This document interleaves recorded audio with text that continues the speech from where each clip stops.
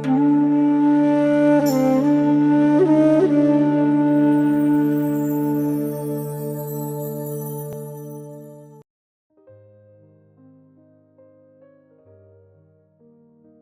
सबका स्वागत है आज के इस सत्संग में। आज के हमारे इस सत्संग का टॉपिक है शरणागति में आनंद है। शरणागति में आनंद है से जहाँ तक मैं मतलब समझती हूँ वो ये है कि जब हम अपने आप को ईश्वर की शरण में पूरी तरह से सौंप देते हैं, इस अवस्था में हम अपने जीवन के बोझ से मुक्त हो जाते हैं और एक नए आनंद की अनुभूति करते हैं। इस अवस्था में हम अपने जीवन में शांति और संतुष्टि प्राप्त करते हैं। शरणागति में हमें अपने आप को समझने और अपने जीवन को सार्थक बनाने का अवसर मिलता है। इसको और गहराई से गुरु जी से जानते हैं। गुरु जी प्लीज़ इसके बारे में हमें थोड़ा और बताएं कि शरणागति में आनंद है, हम इसको कैसे प्राप्त कर सकते हैं। ओम काली जी। एक तो होता है समर्पण और एक होता है आत्मसमर्पण, कि हमने आत्मा से समर्पण कर दिया। तो जो भक्त है उसको वहीं पहुंचना है, आत्मसमर्पण की स्थिति में पहुंचना है, कि अपनी भक्ति के माध्यम से अपनी जो भी इच्छाएं हैं उसकी ईश्वर से जुड़ने की, जो भी वो लक्ष्य लेके चलता है, उस लक्ष्य पे आगे बढ़ के एक स्थिति आनी होती है जब वो आत्मसमर्पण कर देता है। तो जो आरंभ करता है भक्त अपनी यात्रा की, तो उसकी जरूर कुछ ना कुछ इच्छाएं होती हैं, चाहे वो आध्यात्मिक ही क्यों ना हो, चाहे वो सेवा की क्यों ना हो, चाहे अपनी परिवार की प्रॉब्लम से मुक्ति पाने की क्यों ना हो। कोई भी इच्छा लेके भक्त अपनी आध्यात्मिक यात्रा का शुभारंभ कर सकता है। लेकिन जैसे जैसे उसकी जो सूक्ष्म शरीर की एनर्जीज हैं और उसकी जो इंद्रियां हैं, उनका जब शुद्धिकरण होता है, तो जिस स्थिति में उसको पहुंचना है वो होता है शरणागति की। जितनी जल्दी हम शरणागति की स्थिति को प्राप्त कर लें, उतने ही जल्दी हम लोग आनंद की स्थिति प्राप्त कर लेते हैं। आज का जो टॉपिक है वो यही है ना, कि शरणागति के द्वारा आनंद की उपलब्धि।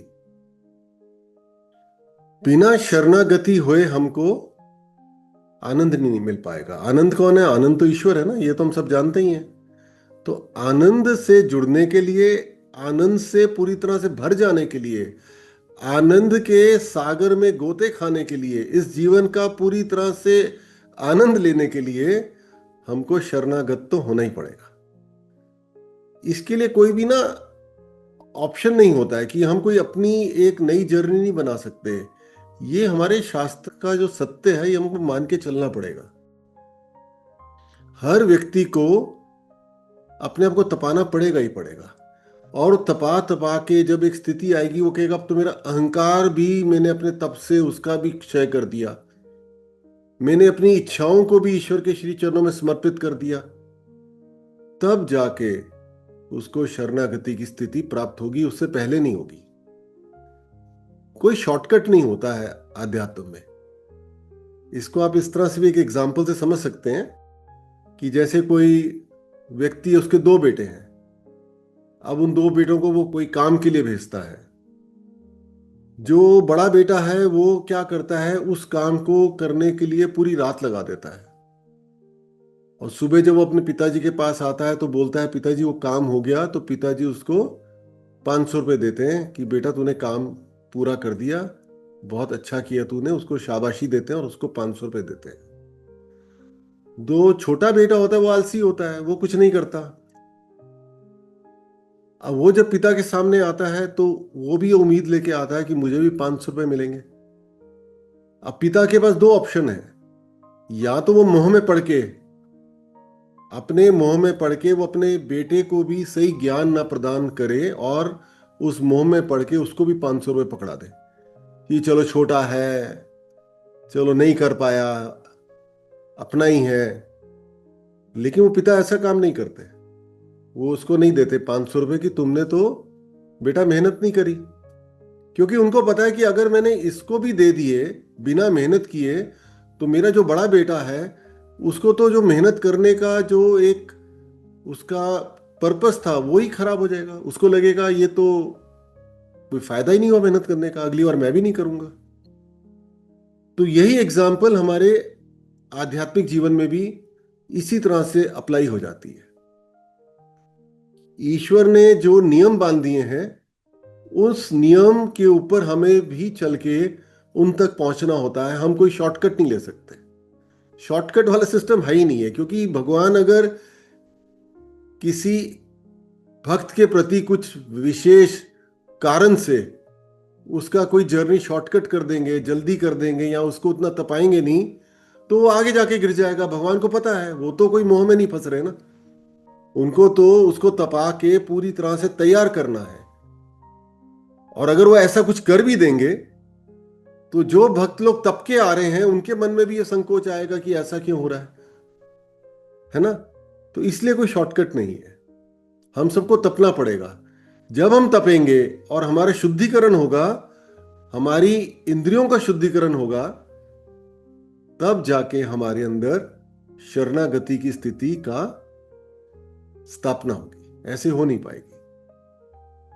शरणागत क्या हो गया? शरण, शरणम से वर्ड आता है, संस्कृत वर्ड है शरणम, कि किसी की शरण में जाना।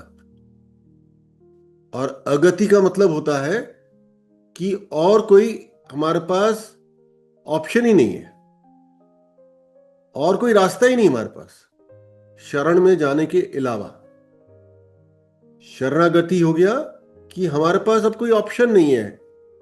जैसे कोई युद्ध हुआ, उस युद्ध में एक सेना पराजित हो गई, है ना।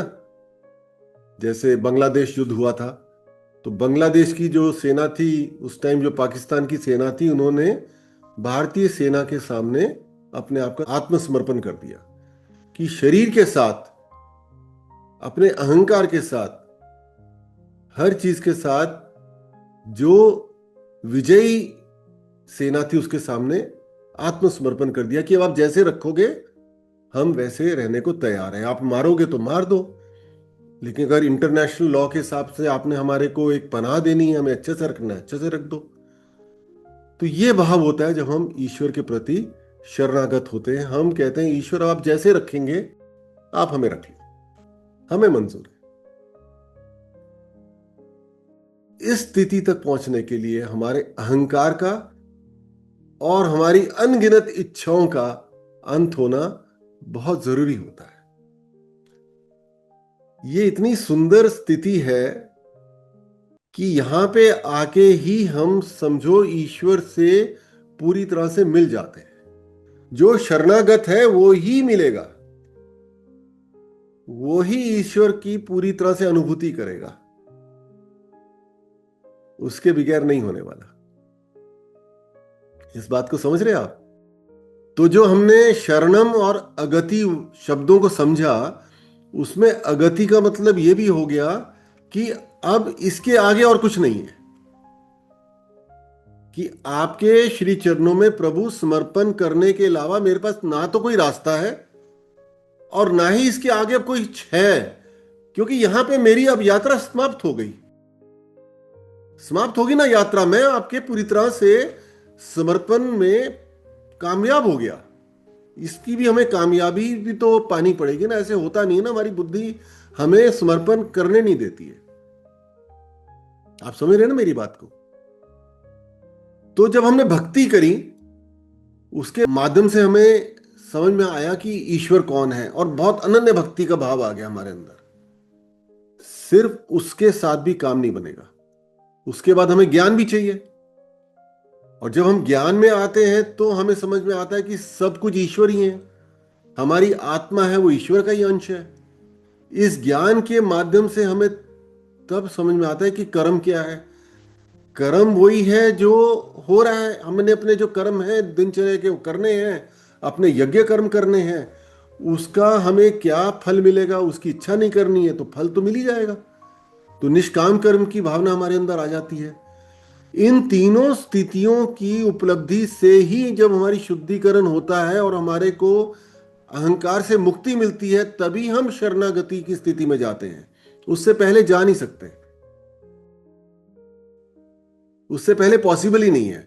बातें कितनी कितनी कर लो, बातें करने में तो सारे शेर है कि मेरे को समर्पण हो गया ईश्वर पे। जैसे ही थोड़ा नुकसान हुआ, समर्पण चला गया। जैसे ही थोड़ा सा ज्यादा पैसा आ गया तो उसी में बह गए, फिर समर्पण चला गया कि भगवान ने जो दिया क्यों दिया, भूल गए। भगवान कुछ काम कराना चाह रहा होगा ना आपसे, तभी तो उसने दिया, लेकिन हम अपने भोगों में लग गए, फिर भूल गए। समर्पण गया तेल लेने। कितनी देर लगती है हम लोगों को भूलने में ना, ज्यादा देर नहीं लगती। जब आया तो भी भूल गए, और जब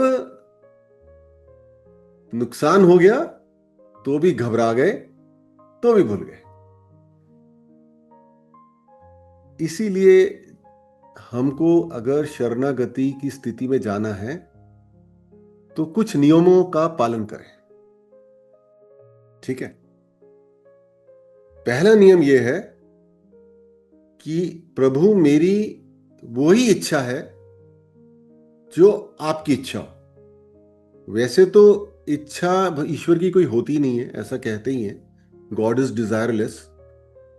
लेकिन अगर प्रभु आप मुझसे कोई कार्य कराना चाहते हैं जिसके लिए आपने मुझे देह दी है, ये शरीर जिसके कारण आपने मुझे दिया है, आपने मुझ पर इतनी कृपा करके मुझे अपने साथ जोड़ लिया है, तो आप जो कराना चाहते हो मैं सर्वप्रथम वही करूंगा। तो मेरी जो भी इच्छाएं हैं मैं आपके श्री चरणों में उनको समर्पित कर देता हूं। ईश्वर के सामने हमारी इच्छा की कोई भी अस्तित्व नहीं रहता है। दूसरी बात यह होती है कि जो हमारे को ईश्वर इच्छा पूर्ति के लिए चीज रोक रही है, उस चीज को हम अपने से दूर कर देते हैं। समझे ना, कि मुझे लग रहा है कि ये चीज, इसको एग्जाम्पल से ले लो, जैसे किसी को हम कहते हैं भाई आपको नॉन वेजिटेरियन खाना नहीं खाना, क्योंकि वो आपको ईश्वर से दूर ले जाएगा, क्योंकि वो आपका भोजन ही नहीं है, वो सत्कर्म ही नहीं है, वो सद्बुद्धि का कार्य नहीं है, वो ईश्वरी गुण नहीं है। किसी को मारना अपने भोजन के लिए, या उस प्रोसेस में भागीदार बनना, चाहे मारा किसी और ने हो, आप उसमें भागीदार नहीं बन सकते, है ना। तो आप वो कार्य नहीं करें। यही तपना होता है ना, कि हमारी इच्छा कर रही है, मन कर रहा है कर लें। ये मन ही तो है ना जो हमारे को भटका रहा है। समझ रहे हैं ना आप इस बात को। इसको एक और तरह से समझें, जैसे ये शरीर है, इसका सारथी कौन है? मन है। जैसा मन कहता है वैसे ही शरीर चलता है, क्योंकि मन जो है वो इंद्रियों का भी सारथी है। जो हमारी कर्म इंद्रियां हैं उनका जो सारथी है वो मन है ना। तो जैसे ही मन इंद्रियों को बोलेगा वैसे ही शरीर कार्य करेगा। हम सोच रहे हम कर रहे हैं, हम नहीं कर रहे। मन को कौन चला रहा है? हमारी बुद्धि। तो मन का सारथी कौन हुआ? हमारी बुद्धि हो गई। बुद्धि किससे चल रही है? हमारे चित्त से। बुद्धि का सारथी कौन हो गया? वो चित्त हो गया, जहां वृत्तियां फंसी हुई हैं। और चित्त के साथ ही हमारा अहंकार भी है। तो अगर हमने शरणागति की स्थिति को प्राप्त करना है तो अपने शरीर, अपना मन, अपनी बुद्धि, अपने चित्त और अपने अहंकार और अपनी आत्मा, सबका ही समर्पण करना पड़ेगा। जब हम सबका समर्पण कर देंगे तभी हम अपनी इच्छाओं को भूल के, अपने जीवन का सत्य जान के कि मेरा जन्म तो हुआ ही इसलिए ईश्वर के कार्य करने के लिए,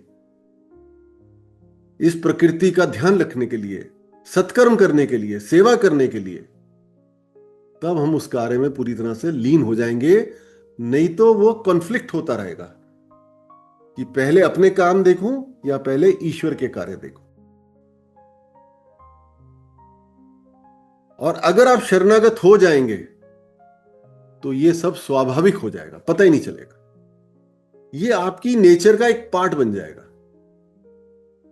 आपको क्लियर हुई ना बात?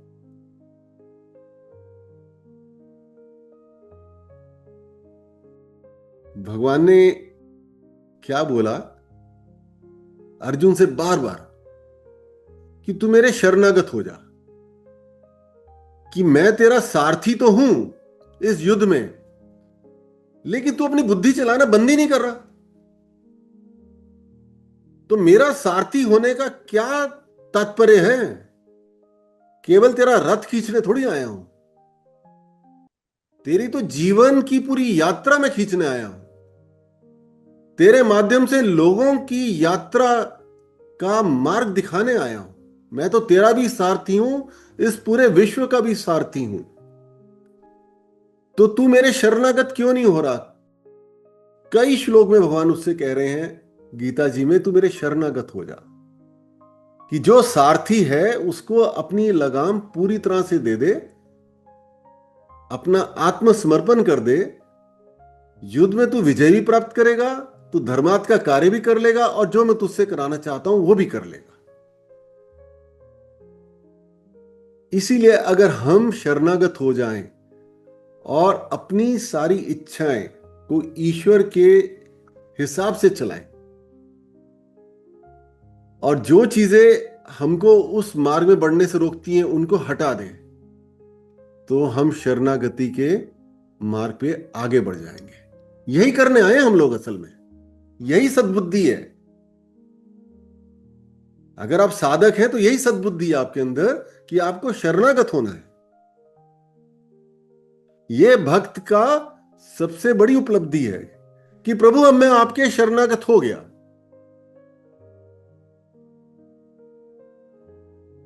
अब आप जैसा कहेंगे मैं करने को तैयार हूं।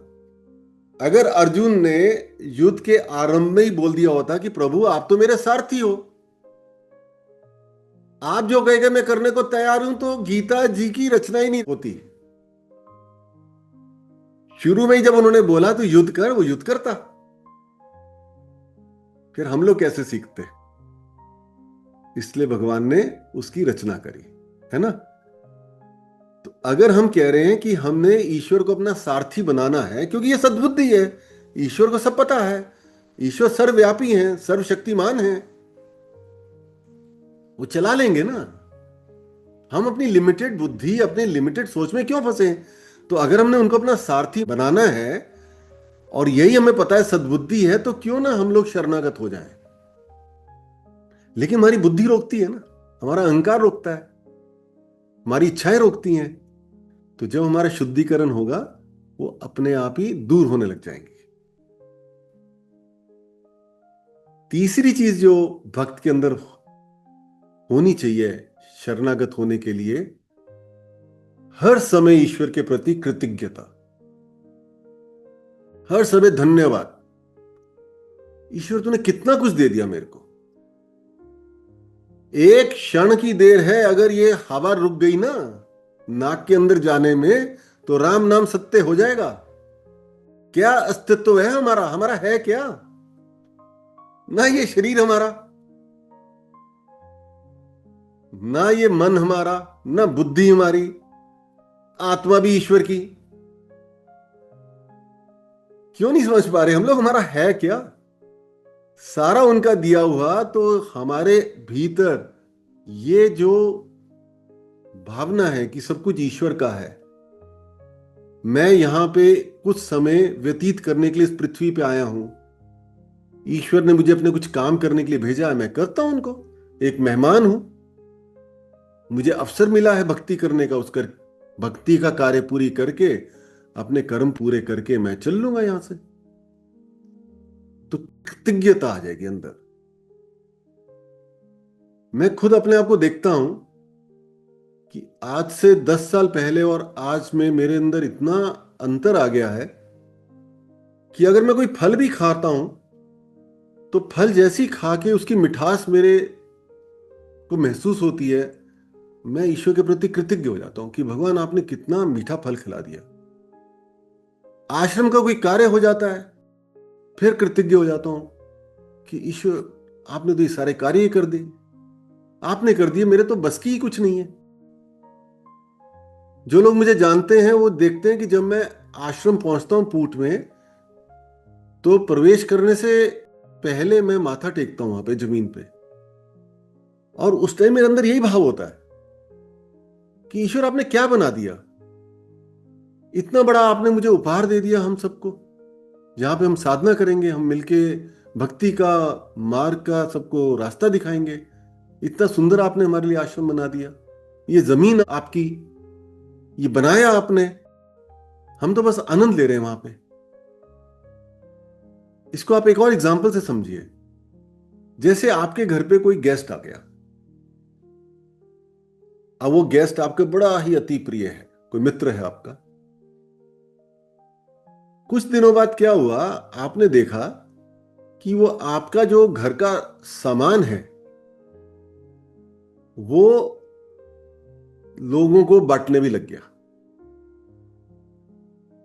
आपका घर का सामान बिना परमिशन के आपके इस्तेमाल करने लग गया। तो कोई कितना भी प्रिय हो, थोड़ा तो आपके मन में आएगी ये बात कि भाई ये मुझसे पूछ ही नहीं रहा। ऐसा उसने आके हक जमा लिया जैसे वही इस घर का स्वामी है। तो आपके मन में ये भावना आएगी ना कि मैं स्वामी तो मैं हूं, ये तो मेरा घर है, ये सामान तो मेरा है, तो कम से कम इसको मुझसे पूछना तो चाहिए। और अगर मेरा सामान इस्तेमाल कर रहा है तो मेरा धन्यवाद तो करें। इसी तरह हम इस पृथ्वी पे आए हैं, ईश्वर के पृथ्वी पे आए हैं, ईश्वर का ही है सब कुछ, मेहमान बन के आए हैं यहां पे ना, और हम स्वामी बन बैठते हैं। हम सारी चीजों को अपना समझने लग जाते हैं, ये सब मेरा है। हमारे अंदर में स्वामी होने की भावना आ जाती है। जब स्वामी होने की भावना आ जाएगी, हमारा अहंकार हमारे ऊपर चढ़ के तांडव करेगा, तो हम कैसे शरणागत होंगे। हमारे अंदर कृतज्ञता रहेगी नहीं, हम सोचेंगे तो सब हमारा है, हमने कमाया, हमने कमाया, हमारे भोगों का फल है। हम सोचते ही नहीं कि ये जो तुम्हें भोग मिल रहे हैं ये पिछले जन्म के कुछ अच्छे कर्मों के कारण मिल रहे हैं, और जो आपने अच्छे काम नहीं किए उसके कारण जो आपको बुरा मिलने वाला है वो भी साथ चल रहा है। भूल जाते हैं ना हम लोग।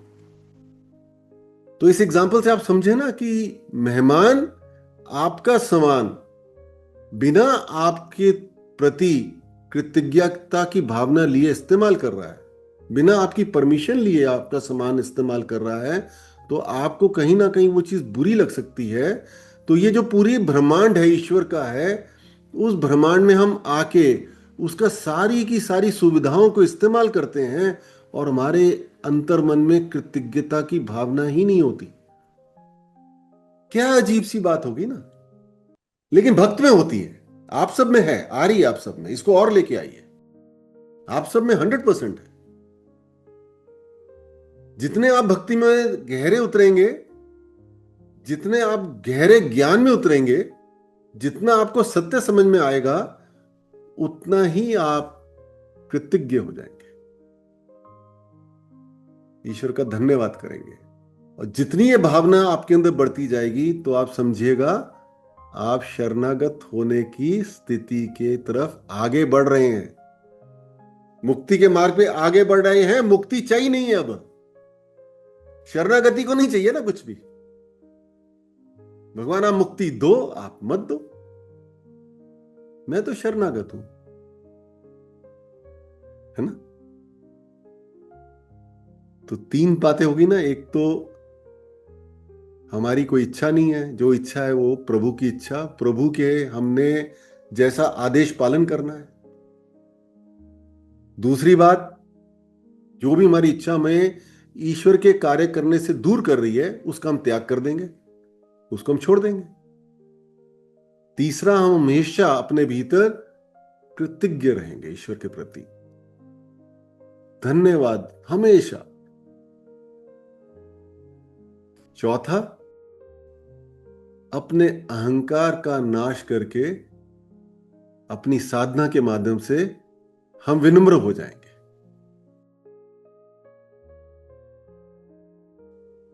जिसको शरणागति की स्थिति में जाना है उसको विनम्र होना पड़ता है ना।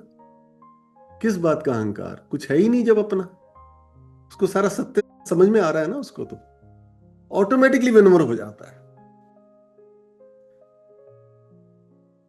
उसको यह समझ में आ जाता है कि इस पूरे ब्रह्मांड के सामने उसका जो अस्तित्व है कुछ भी नहीं है। जैसे एक चींटी होती है ना, हमें जैसे चींटी दिखती है, शायद इस पूरे ब्रह्मांड के सामने हम भी उस चींटी की तरह ही है, या कीट पतंगों की तरह है, कुछ भी नहीं। हम लोग बेमतलब हम लोग अपने आप को अहंकारी बना के बैठे हुए हैं। ना हम कुछ करने के पात्र हैं, ना हमारे अंदर कोई करने की शक्ति है। अपने हिसाब से होना वही है जो ईश्वर ने हमारे जीवन में लिख रखा है। हम केवल सत्कर्मों से, भक्ति से उन चीजों को बदल सकते हैं। वो ईश्वर की कृपा है हमारे पे। ठीक है, तो चौथी बात हो गई विनम्रता। विनम्र हो जाइए अपनी बुद्धि का क्षय करके।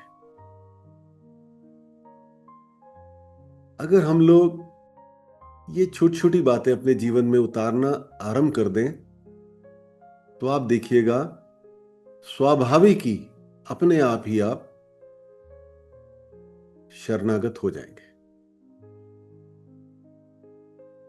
शरणागत का ना एक और बड़ा अच्छा एग्जाम्पल है, वो आध्यात्म में बार बार दिया जाता है। वो है बिल्ली के बच्चे का और जो बंदर होता है उसके बच्चे का। जो बंदर का बच्चा है वो अपनी मां की लिपट के रहता है, मां की पेट से आगे से, आपने देखा होगा। जहां भी मां जाती है उसके बिल्कुल चिपक के रहता है, पूरा समर्पित है एक तरह से कि मां जहां जाएगी मैं मां के साथ जाऊंगा। लेकिन कभी कभी मां कोई लंबी छलांग मार देती है, कुछ ऐसा हो जाता तो वो बच्चा मां से दूर हो जाता है थोड़े समय के लिए। और जो बिल्ली का बच्चा है वो कुछ नहीं करता, वो बस बैठ जाता है वहां पे। बिल्ली आती है, उसको कहीं लेके जाना है, उसको गर्दन से, अपने मुंह से उसकी गर्दन पकड़ती है, उसको ले जाती है। फिर वो कहीं लेके जाती है, फिर वो वहीं बैठ जाता है या वहीं घूमने लग जाता है। उसको कुछ नहीं करना। जहां उसको मां ने लेके जाना है, मां तू मुझे पकड़ के ले जा। ये होती है एक और तरह की शरणागति कि ईश्वर जो आपको करना आप करो, मुझे कोई मतलब नहीं है, मैं अपने कर्म करता रहूंगा जो मेरे सामने आएंगे। इससे एक और फायदा होता है कि हम लोग पाप और पुण्य से भी दूर हो जाते हैं। पाप और पुण्य की भी हम भागीदार नहीं रहते कि भगवान आपने जो करना है करा लो मुझसे। शरणागति ये है। इसीलिए जो आदि गुरु दत्तात्रेय हैं उनके साथ 4 कुत्ते रहते हैं। अब भला कुत्तों से ज्यादा शरणागति का उदाहरण और कौन सा होगा। कुत्ता अपने मालिक की प्रति पूरी तरह से समर्पित होता है, आत्मा से समर्पित होता है।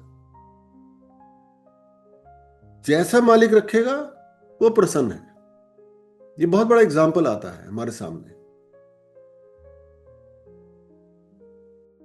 इसीलिए अगर हमारे को अपने भीतर गुरु तत्व जागृत करना है, तो गुरु तत्व जब जागृत होगा तभी तो आप ईश्वर से जुड़ने के रास्ते पे आगे बढ़ेंगे ना। बिना इसके तो होगा नहीं। गुरु तो सबको बनना ही पड़ेगा अपना। अपना गुरु इसलिए बनना पड़ेगा कि हम अपनी गलतियां देख के उनको ठीक भी करें अपने आप ही। तो अगर हम सबको गुरु बनना है और गुरु बन के शरणागत की स्थिति प्राप्त करनी है, तो हम उस बिल्ली के बच्चे के जैसे या उस कुत्ते के पिल्ले के जैसे शरणागत हो जाए। तो अभी तक आपको शरणागति समझ में आई? अब हमें यह समझना है स्टेज पे कि हम आत्मसमर्पण क्यों करें, हम शरणागत क्यों हो। ये ना तभी हो पाता है, जैसे मैंने एग्जाम्पल दिया था ना कि कोई युद्ध जीत जाता है तो जो युद्ध हारा होता है वो युद्ध जीतने वाले के सामने अपना पूरा आत्मसमर्पण कर देता है।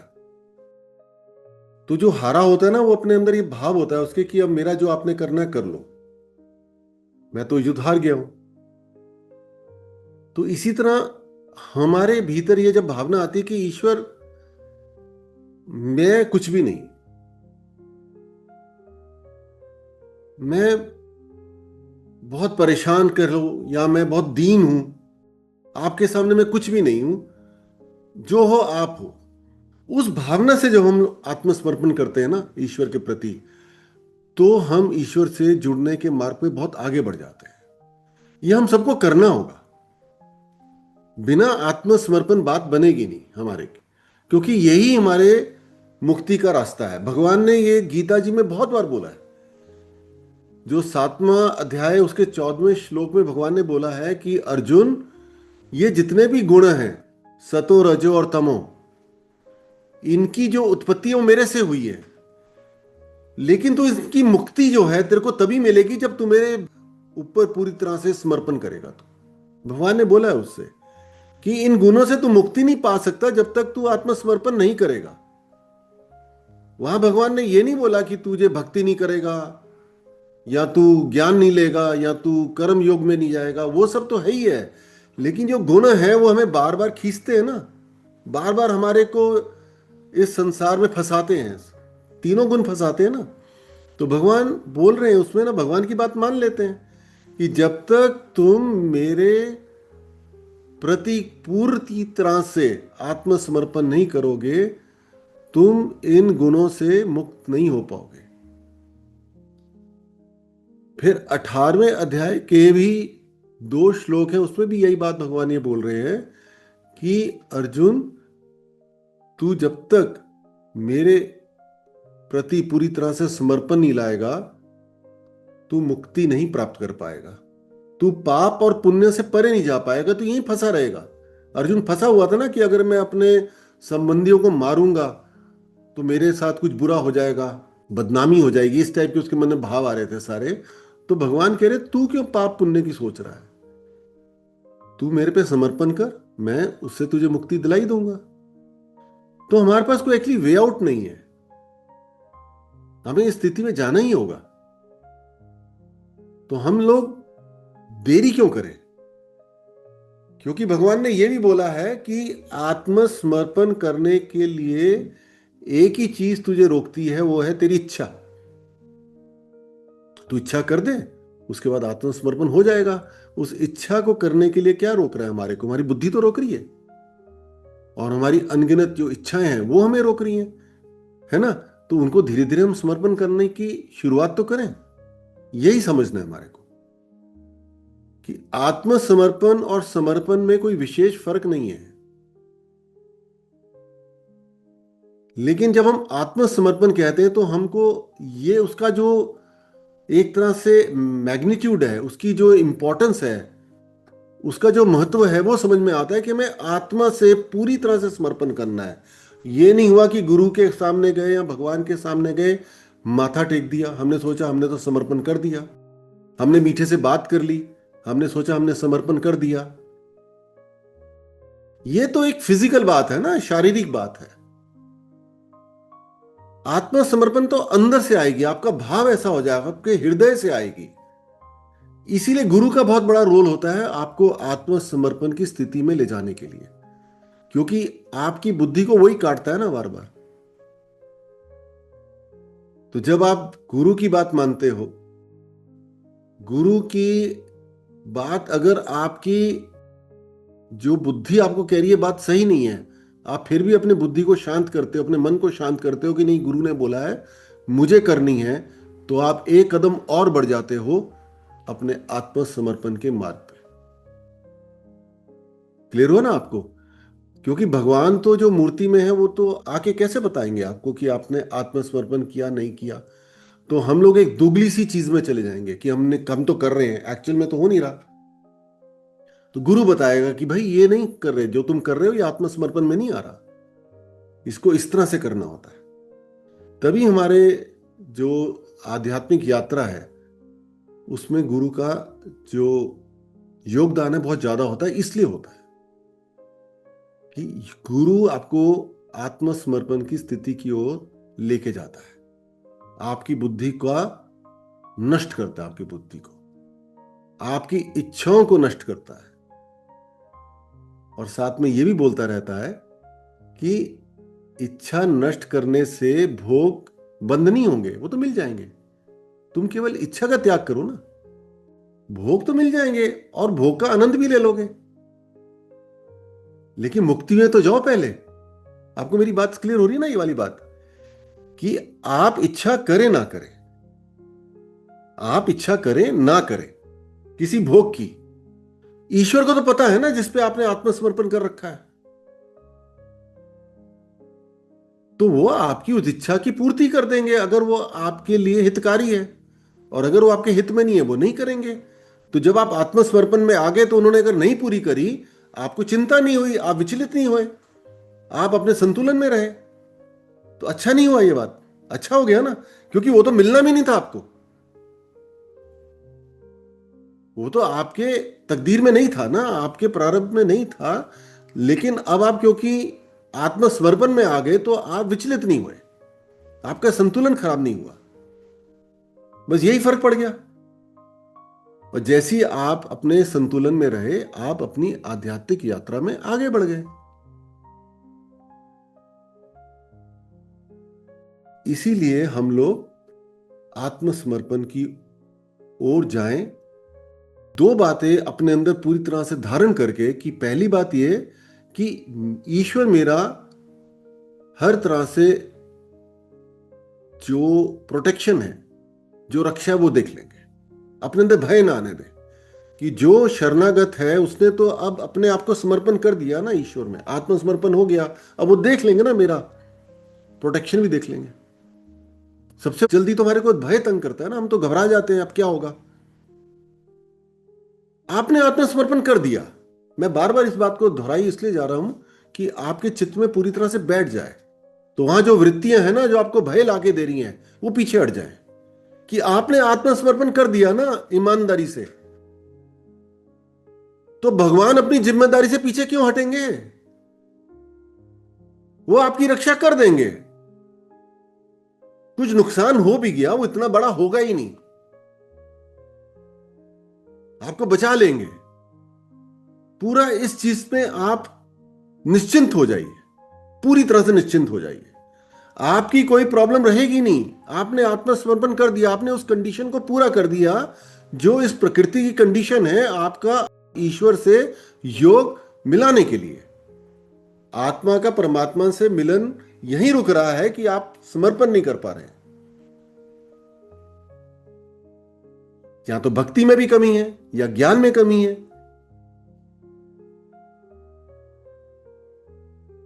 कुछ तो कमी है ना, उसको एनालाइज करना होगा ना। आप सब करेंगे ना अपने अपने लेवल पे कि मैं क्यों नहीं कर पा रहा, मेरे अंदर भी भय क्यों है, मुझे अभी भी देने में क्यों चिंता होती है, मैं देने में अभी भी क्यों घबराता हूं।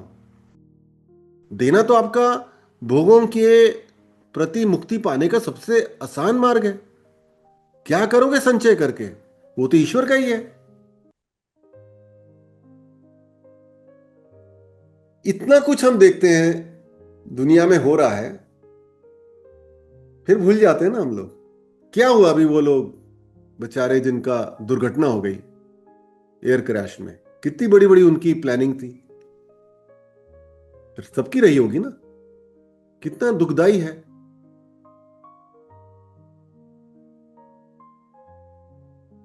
अगर हम लोग अपना ईश्वर के प्रति समर्पण कर देते तो बच सकते थे ना, इस अकस्मात मृत्यु के जाल से तो बच सकते थे ना।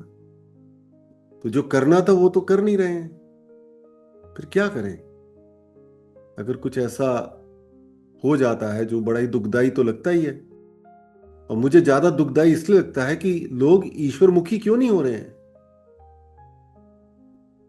इन चक्रों में बेचारों का नष्ट हो रहा है उनका जीवन, क्यों नहीं देख रहे हैं? तो कम से कम जो भक्त हैं आपके जैसे, जिनकी जिम्मेदारी भगवान ने मुझे दी है, आपको तो मैं बचा सकता हूं ना, लेकिन वो आप तब तक बचोगे ना जब तक आप खुद बचना चाहो।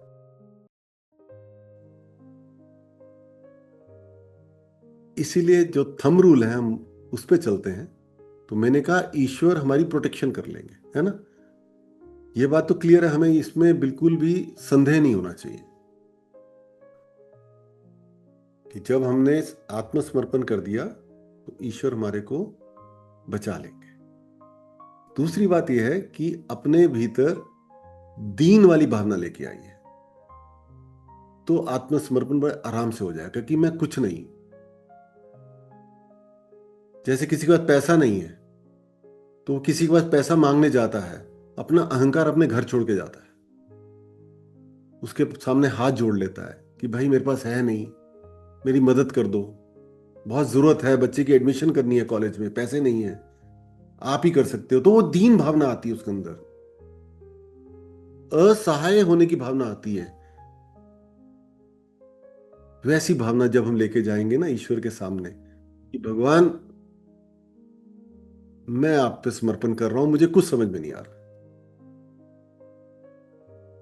मुझे कुछ समझ में नहीं आ रहा, तो ये अगर हम कर लेंगे, अपना भय निकाल देंगे और अपने अंदर ये दीन होने की भावना ले आएंगे, हर समय चाहे कितना पैसा जेब में हो, चाहे कितनी बड़ी हमारी ऑफिस में पोजीशन हो, चाहे हमारा समाज में कितना बड़ा ओहदा हो, कुछ भी हो, ईश्वर के सामने हम सदा ही दीन रहें कि मैं कुछ नहीं, तो आत्मसमर्पण हो जाएगा। तो इसको कंक्लूड मैं इस तरह से करूंगा कि आत्मसमर्पण अभी बड़ा कठिन लग रहा होगा आपको कि कैसे करें, इतना कुछ करना पड़ेगा, गुरुजी ने इतना कुछ बता दिया। आप दीन बन के, दीन की भावना से अगर करेंगे तो बाकी पीछे वाली सारी बातें भूल जाओ, दीन बन जाओ भगवान के सामने कि भगवान मैं कुछ नहीं हूं आपके सामने। उस भावना से अगर आप करेंगे तो क्या होगा, आप मुक्त हो जाएंगे ना, आप आनंद से जुड़ जाएंगे, पूरे टाइम आनंद एक्सपीरियंस करेंगे। आपकी जो प्रॉब्लम्स हैं, आपकी जो अनगिनत लिमिटेशंस हैं, उन सब से मुक्त हो जाओगे। इसी के लिए हम कह रहे हैं ना, आप आत्मसमर्पण कर दो ईश्वर में, इसीलिए कह रहे हैं। So then when you experience that आनंद, तो आप देखोगे तो बड़ा आसान था, और ये तो बड़े मजे का काम है, और ज्यादा कर देते हैं, और ज्यादा कर देते हैं। लेकिन वो तभी आनंद मिलेगा आपको जब आप साधना भी अपनी अच्छे से करेंगे, ताकि शुद्धिकरण होता रहे आपका। बिना शुद्धिकरण के लिए बात नहीं बनती है, बिना शुद्धिकरण के आप आत्मसमर्पण कर ही नहीं पाएंगे। आज के जो हमारा अध्याय है उसमें जो आखिरी में ना, मैंने सोचा था कि एक आदि गुरु शंकराचार्य का श्लोक है, उसको हम सब पढ़ते हैं, बल्कि नन्नी जी पढ़ेंगी, उसका मैं छोटा सा अनुवाद कर दूंगा फटाफट। उसमें आप देखेंगे आदि गुरु शंकराचार्य कितनी वो दीन होने की भावना बता रहे हैं माँ भवानी को। भवानी अष्टकम है कि माँ आप ही मेरा रास्ता है, और कुछ है ही नहीं मेरे सामने। तो नंदी जी आप शुरू करें। न तातो न माता न बंधुर्न दाता न पुत्रो न पुत्री न भृत्यो न भर्ता न जाया न विद्या न वृत्तिर्ममैव गतिस्त्वं त्वमेका भवानी गतिस्त्वं त्वमेका भवानी। इस में क्या हो रहा है कि आदिगुरु शंकराचार्य ये भाव व्यक्त कर रहे हैं कि जब हम इस दुनिया से जाएंगे, जब हमारे को एक शैया पे लटा के ले जाया जाएगा, 4 लोग लेके जाएंगे कंधा देके, तो ना मेरी माँ मेरे साथ जाएगी, ना मेरे पिता साथ जाएंगे, ना मेरी पत्नी जाएगी, ना मेरे दोस्त जाएंगे, ना मेरे कोई सखा जाएंगे, ना मेरा नौकर जाएगा। ये जो मेरा सांसारिक ज्ञान है ये भी नहीं जाएगा, मेरा पैसा भी नहीं जाएगा, कुछ भी तो नहीं जाएगा मेरे साथ। तो प्रभु ये मेरे को समझ में आ रहा है, और मुझे पता है कि जो मेरे साथ जाएगा वो मेरा तप जाएगा, उस तप के माध्यम से जो मैं आपसे जुड़ा हूं, आप जाएंगे मेरे साथ। आप ही मेरे साथ शुरू से थे, आखिर में भी आप ही होंगे, अगले जन्म में भी आप ही होंगे, स्वर्ग में भी आप ही मुझे मिलेंगे। तो माँ, मैं आपकी शरण में पूरी तरह से समर्पित हूं। आप देख रहे हैं ना, दीन की भावना की रियलाइजेशन आ गया कि हम कितने अकेले जाने वाले हैं और केवल ईश्वर है जो मेरे साथ जाने वाले हैं। तो भगवान, मैं आपके पूरी तरह से शरणागत हूं, मैं आपकी शरण में हूं, मैं आपकी शरण में हूं। भवाब्धाव पारे महादुःख भीरुः पपात प्रकामी प्रलोभी प्रमत्तः कुसंसार पाश प्रबद्धः सदाहं गतिस्त्वं गतिस्त्वं त्वमेका भवानी गतिस्त्वं गतिस्त्वं त्वमेका भवानी। और ये जो मैं जीवन जी रहा हूं, ये जो जीवन और मृत्यु का अथाह सागर है, उसमें फंसा हुआ हूं। उनकी ना जो वाणी में आप वो दीन होने की जो भाव है ना, वो देखिए। इस संसार में फंसा हुआ हूं, पूरी तरह से बंधा हुआ हूं, मैं दुखी हूं, मुझे डर है, मुझे हर तरह के रोग लग सकते हैं। तो इस स्थिति में प्रभु, मुझे कुछ समझ नहीं आ रहा मैं क्या करूं। मैं आप में समर्पित हूं पूरी तरह से, मैं आपके शरणागत हूं।